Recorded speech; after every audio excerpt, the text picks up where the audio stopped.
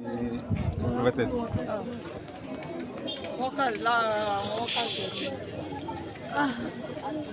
ṣe mọ́dá ṣe lọ́ pẹ̀lú mọ́ra ẹni tí ó mọ̀ kó mọ́ra wáyé gbogbo èèyàn ló mú mọ́ra síbẹ̀ tí máa kéde bẹ̀ ẹni yìí kúrò gẹ́ni ní 1 million 2 million ó máa kó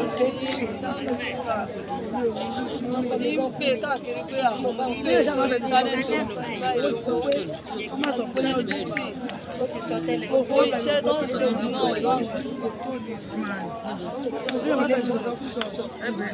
We love our God, love our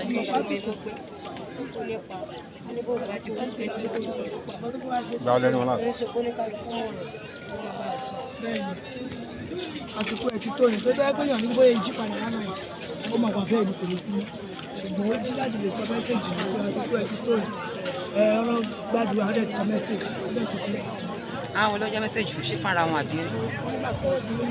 pé yàn máa sọ pé yàn lè pa àwọn ọmọdé ọmọ ọmọdé yàn máa sọ ètò kọ́dẹ̀ máa lórí òkè àwọn máa dáhùn ètò kọ́ máa lórí òkè òun wà nǹkan láti pe òun wà dáhùn.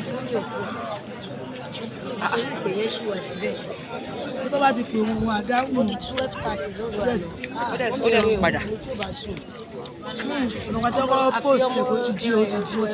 ibi ọ̀rọ̀ tó bá sùn lánàá ní 12:30 mi ò ní mọ̀ pé ó rìn o kò sí ní ọmọ ojú ẹ̀ tí ó dé ó rìn kò sọ ọmọ ojú ẹ̀ tí ó fún un. àfẹn tó bá ná kíyèsí tó bá jẹ́ olóorun kú tí ò ná kíyèsí. wọ́n rìn lánàá ní 12:30 wọ́n rìn ìgbà tó máa di tó 1 mo ti kọ́kọ́ wo kinní yẹn kó tó di pé mo pè é lórí fóònù which is after 10 sí tó 11 after 12 ó tó bẹ̀. ìgbà tí wọ́n padà wá wọ́n wá o ọ̀nà ti wo yìí kódà ẹni tí ò bá lójú ló máa lójú mi. ó bẹ kú débẹ̀ wà rẹ́rìn jáde á tún jẹ́ kó mọ̀ pé ìṣòro kan ò sí á sọ̀rọ̀ tùlù wà rẹ́rìn ní àádùn á fún ẹ lówó àṣàmúgbà tí mo débẹ̀ o. ọmọdé bẹ ọkọ mi balẹ̀ o. mẹ́ta ọkọ fún ìwé mi báyìí pè mí ládùúgbò wa wọ́n ti lé mi wọ̀ ní inú. wọ́n tẹ̀ ti pè mí látàná ní ilé náà mo ti rí ọkọ fún ìwé ilé kan báyìí fún wa sọ fún mi. ilé ìsọfún wọn pé ya tèmi ò gbé. yàrá kan àbí ẹ má lọ wọ yàrá kan ẹ lọ wọlé fún àpárọ̀sẹ̀ tó fine tó make sense máa gbé mọ́tò wà bẹ́ẹ̀ káwọn tó lé yín kò wọlé kọ́ máa mọ̀ pé yes.